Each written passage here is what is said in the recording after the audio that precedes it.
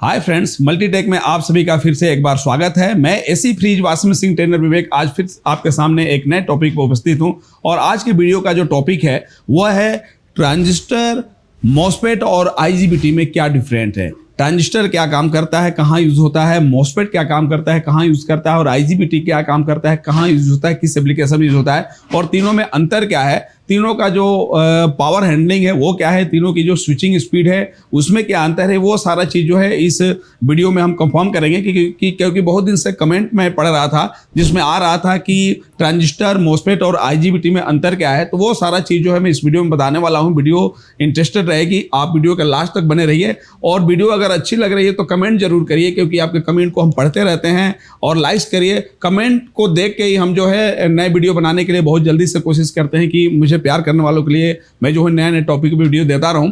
तो कमेंट जरूर करिए और लाइक करिए। वीडियो स्टार्ट करने से पहले मैं आपको बता दूं कि हमारा जो मल्टीटेक इंस्टीट्यूट है वो दिल्ली के Tilak Nagar metro gate number 3 के बिल्कुल करीब है, जहां पर बहुत सारे home appliances electronic courses basic to advance कराया जाता है, जहां पर एसी पीसीबी की जो रिपेयरिंग है वो भी बेसिक से एडवांस कराई जाती है, जिसमें आपका इन्वर्टर एसी हो गया, वीआरबी वीआरएफ एसी हो गया, उसका चिप लेवल तक जो है वो बेसिक से एडवांस तक कराया जाता है। मतलब आपको रिपेयरिंग जो है, बेसिक कहने का मतलब है कि fault finding, tracing, component change करना, पीसीबी को सही करना और एडवांस लेवल का मतलब कि सिग्नल फॉल्ट को ढूंढना, एमसीयू प्रोग्रामिंग, ये सारा चीज जो है आपको एक छत के नीचे मल्टीटेक जो है कराता है। अगर आप इंटरेस्टेड है तो स्क्रीन पे दिए हुए नंबर पे कॉल करिए, डेमो लीजिए और जल्दी से जल्दी सीख के अच्छा पैसा कमा लीजिए। तो आते हैं वीडियो के मेन टॉपिक पे।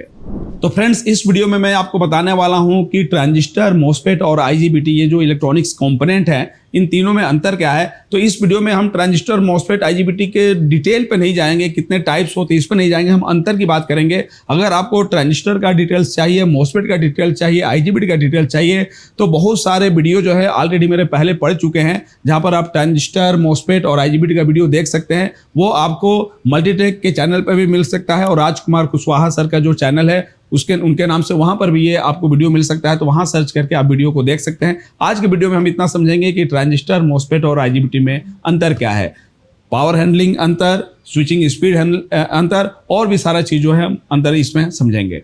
तो थोड़ा सा मैं आपको बता दूं कि हमारा जो ट्रांजिस्टर होता है वो 3 टर्मिनल का होता है, मॉसफेट भी जो होता है वो 3 टर्मिनल का होता है और आईजीबीटी भी जो होता है वो 3 टर्मिनल का होता है और ज्यादातर ये लोड को स्विच या स्विचिंग करने के लिए यूज किया जाते हैं, जबकि हमारा जो ट्रांजिस्टर है वो एम्पलीफायर सर्किट में भी यूज होता है। लेकिन अब ट्रांजिस्टर का ज़्यादा काम मॉसफेट से करवाया जा रहा है, लेकिन कुछ ऐसे भी सर्किट होते हैं जहां पर ना ट्रांजिस्टर काम कर पाता है ना मॉसफेट काम कर पाता है, तो वहां पर यूज किया जाता है आईजीबीटी। तो ऐसा क्या होता है वो सारा चीज़ वीडियो में हम समझने वाले हैं। तो आते हैं थोड़ा सा हम पिन डिटेल की बात कर ले कि किस सर्किट में कौन सा पिन होता है। तो ट्रांजिस्टर जो होता है हमारा, ये ट्रांजिस्टर के नंबर के हिसाब से जो पिन है वो अलग अलग हो सकता है, क्योंकि ट्रांजिस्टर में जो 3 पिन होती है, अगर सिंबल की बात करें तो यहाँ पर एक एन चैनल का हमने सिंबल बनाया है। इसमें हमारा जिस पे एरो रहता है वो पिन एमीटर की होती है, ये कलेक्टर और ये बेस। तो अगर हम सिंबल की बात करें तो ये कलेक्टर, एमीटर और बेस, ये 3 टर्मिनल जो होता है वो हमारे ट्रांजिस्टर में होता है। और अगर रियल शेप की बात करें तो ये फिक्स नहीं है, हो सकता है कि पहला कलेक्टर हो, दूसरा बेस हो और तीसरा एमीटर हो। ये हो सकता है कि पहला बेस हो, दूसरा कलेक्टर हो, तीसरा एमीटर हो, या ये हो सकता है कि कलेक्टर, एमीटर हो और तीसरा जो है हमारा बेस हो। तो इसका पिन डिटेल जो है वो सीक्वेंस है वो फिक्स नहीं होता है, वो नंबर के हिसाब से, डिजाइन के हिसाब से अलग अलग होता है, डेटा शीट देखना पड़ता है। लेकिन मॉसफेट की बात करें तो इसमें भी 3 पिन मिलता है और इसका जो पिन डिटेल है वो बिल्कुल फिक्स है। इसमें जो पहली पिन होती है वो होती है गेट, बीच वाली जो पिन होती है वो ड्रेन होती है और तीसरी जो पिन होती है वो सोर्स होती है। अगर सिंबल की बात करें तो इसमें हमारा ये जो पिन है वो ड्रेन होता है, ये एन चैनल का है और ये हमारा एनपीएन है। याद रखिएगा ये एनपीएन है और ये एन चैनल का है। तो इसमें हमारा ड्रेन हो गया, ये जो पिन है वो सोर्स हो जाएगा और ये जो पिन है वो हमारा गेट हो जाएगा सिंबल की बात करें तो। उसी तरह आईजीबीटी में जब आते हैं तो इसका भी जो पिन डिटेल है वो मॉसफेट की तरह फिक्स है। इसमें भी जो पहला पिन है वो हमारा गेट होता है और बीच वाला पिन जो है कलेक्टर होता है और ये जो है वो हमारा एमीटर होता है, तीसरा पिन। तो इसमें हम देख रहे हैं कि गेट जो है वो मॉसफेट पे आता है और कलेक्टर, एमीटर जो है वो ट्रांजिस्टर में आता है। लेकिन आईजीबीटी में देख रहे हैं तो मॉसफेट का गेट आ रहा है और कलेक्टर, एमीटर जो है वो ट्रांजिस्टर का आ रहा है। मतलब कि मॉसफेट जो आईजीबीटी है उसका जो डिजाइन किया गया है वो मॉसफेट और ट्रांजिस्टर से मिला के किया गया है। तो इस कंपोनेंट में सबसे पहले बात करें कि कौन सा कंपोनेंट इलेक्ट्रॉनिक फील्ड में सबसे पहले आया, तो इलेक्ट्रॉनिक फील्ड में सबसे पहले ट्रांजिस्टर आया। ट्रांजिस्टर जब आया तभी इलेक्ट्रॉनिक्स का जो विकास है वो बहुत तेजी से होने लगा। लेकिन इसी में जब अपडेशन हुआ तो इसी के फैमिली का मॉसफेट आ गया और IGBT आ गया।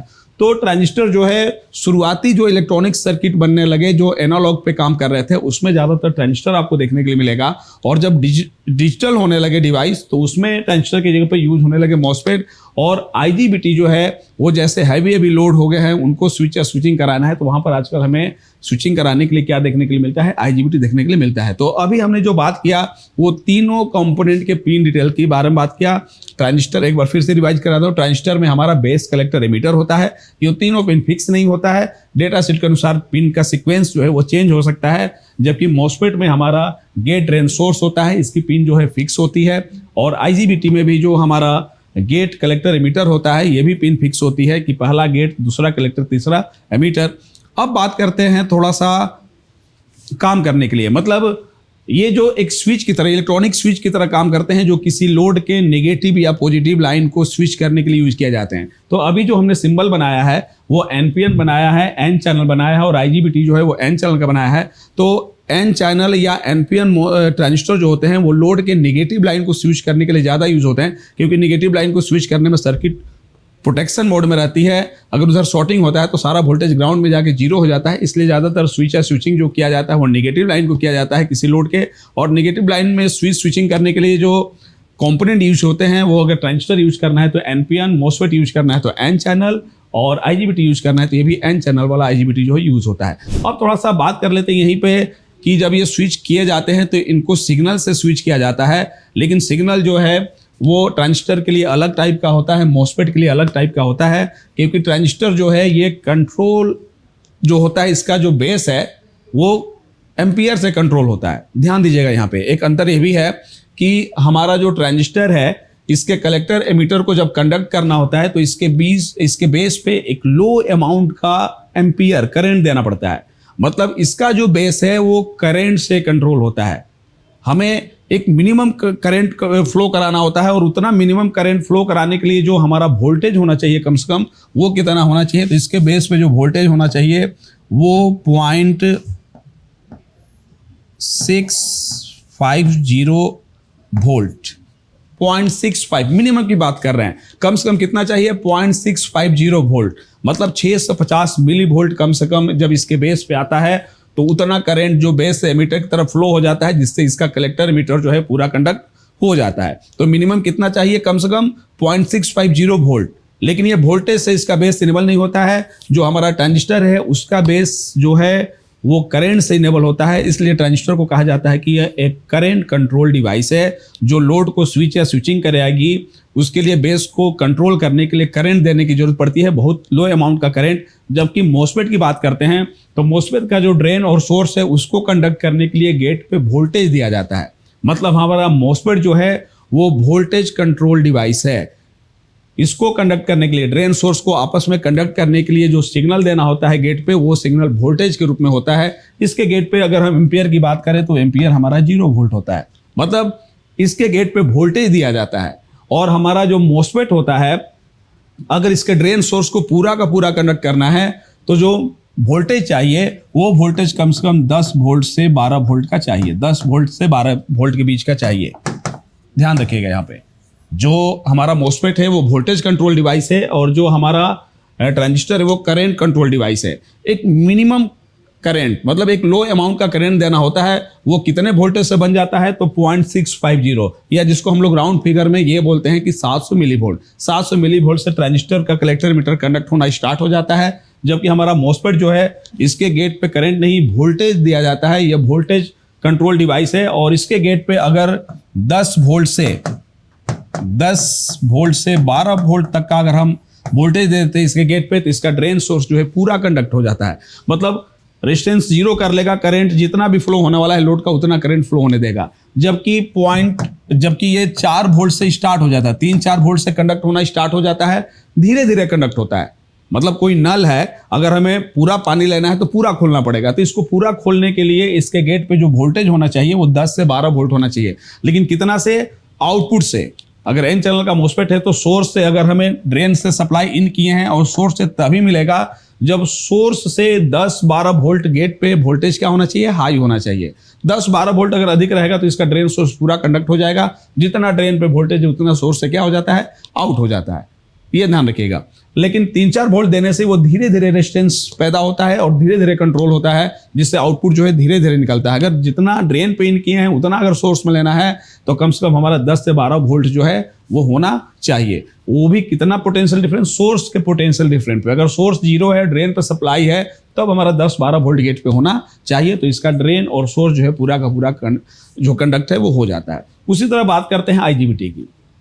IGBT भी एक वोल्टेज कंट्रोल डिवाइस है। इसका भी जो गेट है वो वोल्टेज से कंट्रोल होता है। इसके गेट पे भी कोई एम्पियर देने की जरूरत नहीं है, बस वोल्टेज से इसका गेट कंट्रोल हो जाता है। और इसके गेट पे भी जब वोल्टेज दिया जाता है तो इसका जो कलेक्टर एमिटर है वो आपस में कंडक्ट होने लगता है। और कलेक्टर एमिटर पूरा कंडक्ट करना हो, अगर ये कलेक्टर एमिटर पे मान लीजिए कोई सप्लाई हम कलेक्टर से इन करके एमिटर से पूरा का पूरा आउट कराना चाहते हैं, तो उस समय जो गेट पे वोल्टेज होना चाहिए वो वोल्टेज होना चाहिए 15 वोल्ट।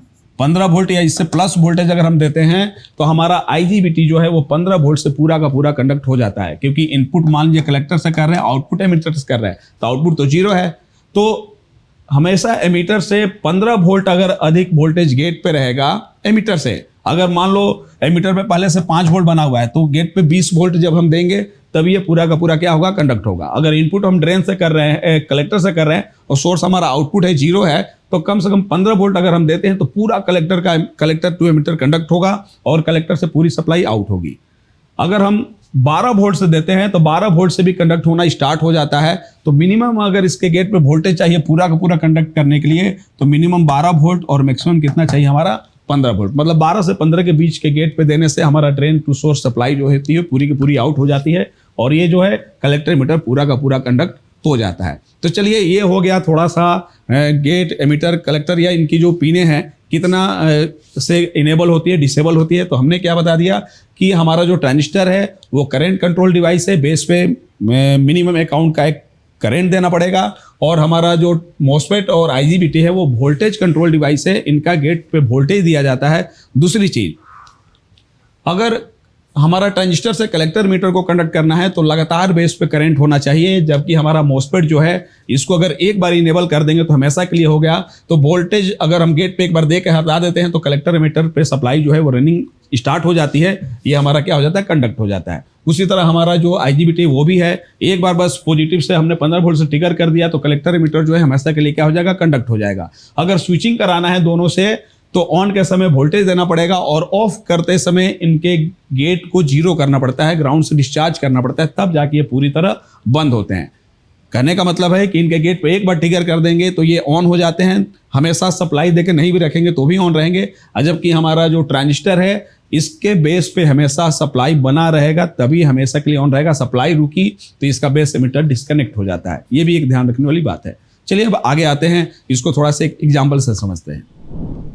तो फ्रेंड्स, अगर आप ट्रांजिस्टर, मॉसफेट और IGBT के वर्किंग को अगर एक एग्जांपल से समझना चाहते हैं तो मैं आपके लिए एक एग्जांपल रखा हूं कि हमारा जो ट्रांजिस्टर है वो एक करंट कंट्रोल डिवाइस है। उसके जो बेस है उसको इनेबल करने के लिए हमें करंट देना पड़ेगा, हमें थोड़ा सा ताकत लगाना पड़ेगा। जैसे एक नल की बात कर रहे हैं, मान लीजिए हमारे पास एक नल है, एक टैप है, जिसको ओपन करने के लिए हम क्या कर रहे हैं, इसके टैप को खोल रहे हैं। तो यहाँ पर इस एग्जाम्पल में हमारा जो पानी है उसको करंट मान लेना है। ध्यान समझिएगा, हमारा जो पानी है इसको करंट मान लेना है और जो नल है वो ट्रांजिस्टर है। और करंट किसको मानेंगे, तो जो हाथ से हम ताकत लगा रहे हैं उसको हमें क्या मान लेना है, करंट मान लेना है। तो ये हमारा एक ट्रांजिस्टर है जिससे हमें आउटपुट में अगर पानी लेना है, करंट आउटपुट में अगर हमें पानी लेना है तो उसके लिए हमें एक करंट, थोड़ा सा ताकत कहाँ लगाना पड़ेगा, इसके टैप पे लगाना पड़ेगा और वो लगातार खोल कर रखेंगे तभी हमें पानी जो है वो आउटपुट में मिलेगा। और इसका मतलब ये हुआ कि इसके गेट को जब हम मान लीजिए पानी है तो गेट इसने क्या करे, रोक कर रखा है, तो इसके गेट पे हमें हल्का सा ताकत लगाना पड़ रहा है।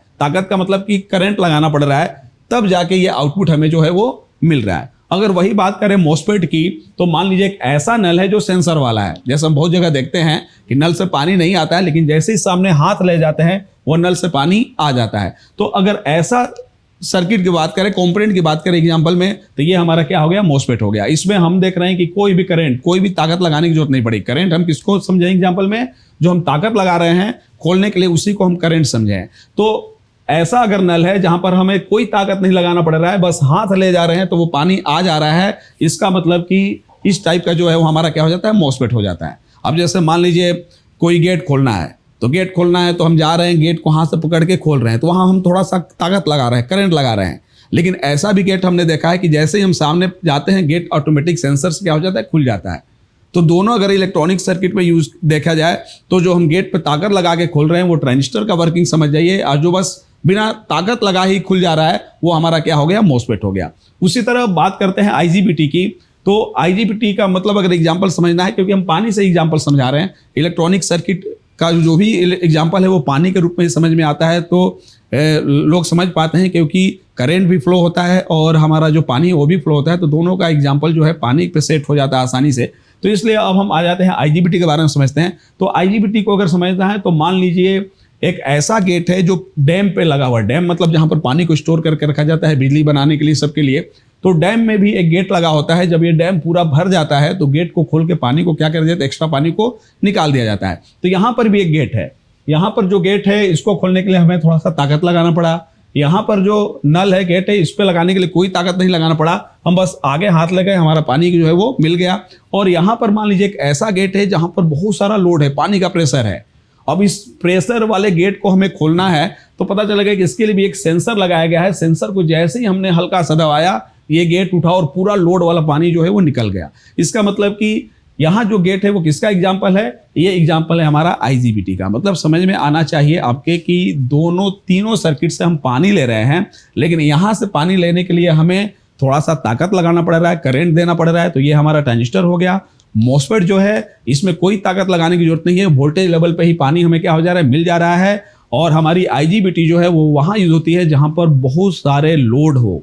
लोड मतलब एम्पियर, बहुत सारा लोड हो, लेकिन हल्का सा स्विचिंग करने से, हल्का सा पुश बटन करने से, सेंसर वाले बटन को हल्का सा दबाने से वो पूरा का पूरा गेट खुल जा रहा है और लोड जो है, लोड बाहर निकल जा रहा है। तो ये एग्जांपल जो है मैं आपको सेट किया था समझने के लिए, समझ रहा हूँ कि आपके समझ में आ गया होगा। तो जो पहले जो इलेक्ट्रॉनिक सर्किट बनते थे वो एनालॉग होते थे। एनालॉग का मतलब कि जैसे मान लीजिए गेट खुलने का समय आ गया तो रेड लाइट जल गई कि गेट खुला है, गेट बंद हो गया तो मान लो ग्रीन लाइट जल गई कि चलो सेफ्टी है, गेट बंद हो गया।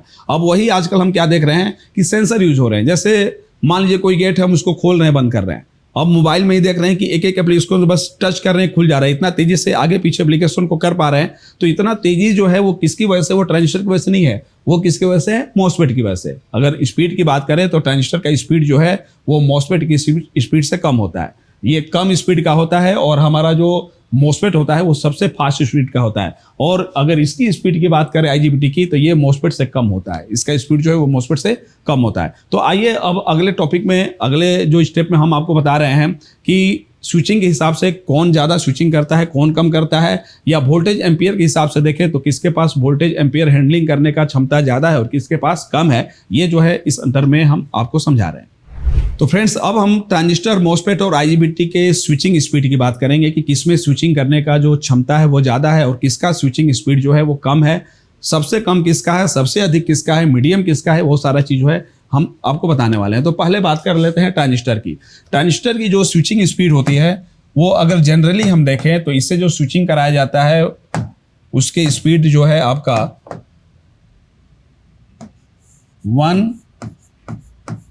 किलोहर्ट्ज से मैक्सिमम 100 किलोहर्ट्ज तक की जो स्विचिंग है वो ट्रांजिस्टर से कराई जाती है। वो भी 100 किलोहर्ट्ज तब जब कोई ऐसा फास्ट सर्किट बनाया गया है जो ट्रांजिस्टर बेस पे बनाया गया है, तो उसमें 100 किलोहर्ट्ज से ज़्यादा का स्विचिंग हम ट्रांजिस्टर से नहीं करा सकते हैं। नहीं तो नॉर्मली देखेंगे तो 1 किलोहर्ट्ज से 10 किलोहर्ट्ज, 20 किलोहर्ट्ज तक की जो सामान्य स्विचिंग है वो ट्रांजिस्टर से कराई जाती है। इससे ज़्यादा स्विचिंग अगर मैक्सिमम की बात करें ट्रांजिस्टर से, अगर कोई हाई स्पीड वाला अगर सर्किट बनाया जाए तो इससे 100 किलोहर्ट्ज से ज़्यादा का स्विचिंग नहीं कराया जा सकता है। उसी तरह अब बात करते हैं मॉसफेट की स्विचिंग की। तो मॉसफेट की जो स्विचिंग स्पीड है ये सबसे फास्ट होती है। मतलब इससे हम 100 किलोहर्ट्ज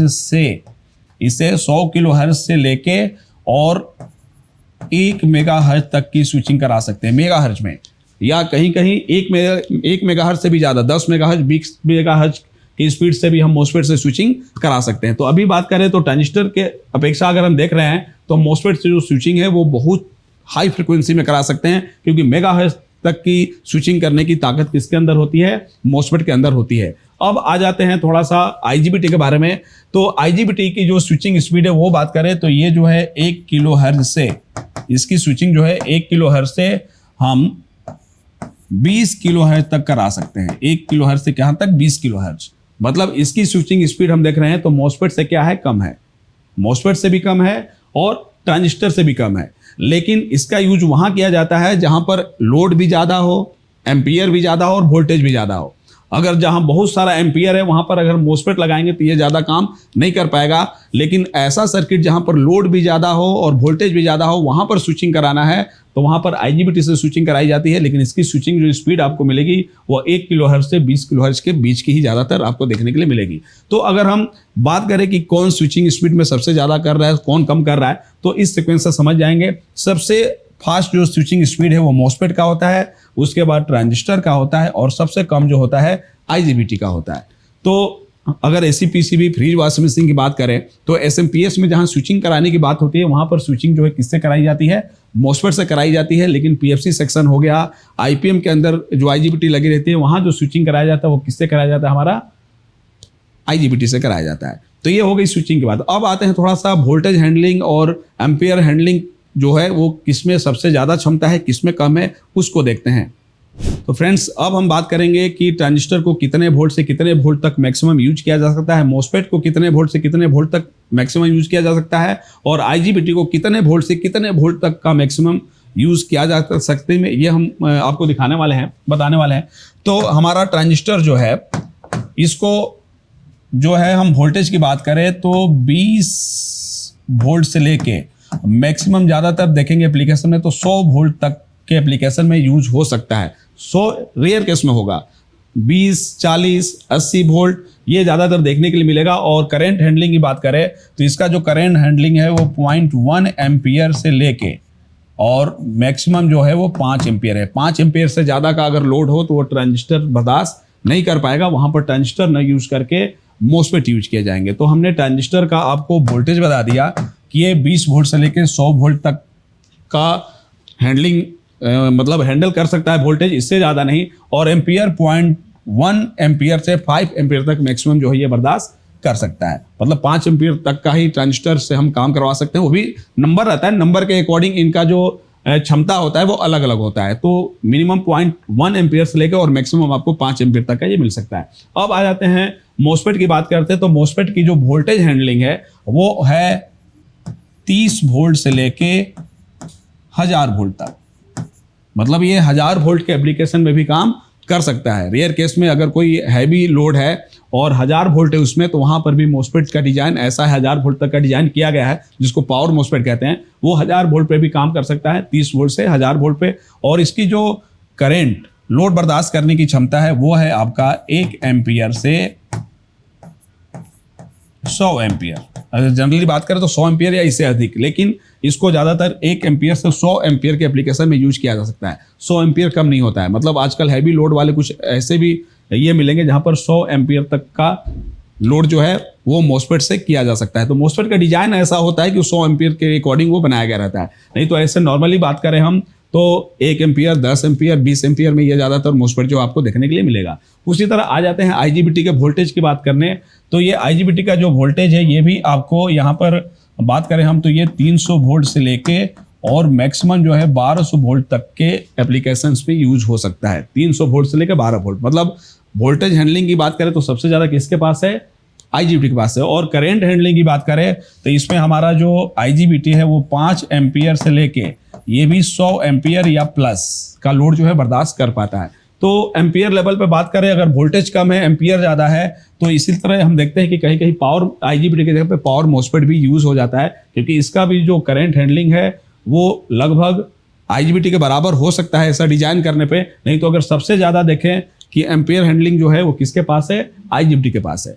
तो 100 प्लस का भी हो सकता है ये। तो इस तरीके से आपको पता चल गया होगा कि ट्रांजिस्टर, मॉसफेट और आईजीबीटी में क्या क्या अंतर है, स्विचिंग स्पीड में अंतर है, पावर हैंडलिंग में अंतर है और उसके बाद वर्किंग में भी क्या क्या अंतर है, ये जो मैं आपको वीडियो में समझा दिया हूँ। उम्मीद करता हूँ कि वीडियो समझ में आया होगा। अगर वीडियो थोड़ा सा भी समझ में आ गया होगा तो कमेंट जरूर करिए, लाइक तो जरूर करिए और अगला वीडियो किस टॉपिक पे चाहिए ये भी आप कमेंट में बता सकते हैं, ताकि हम आपको कोशिश करेंगे कि आपके लिए वो वीडियो जो है जल्दी से जल्दी लाएं। तो मिलते हैं अगले वीडियो में, तब तक के लिए धन्यवाद।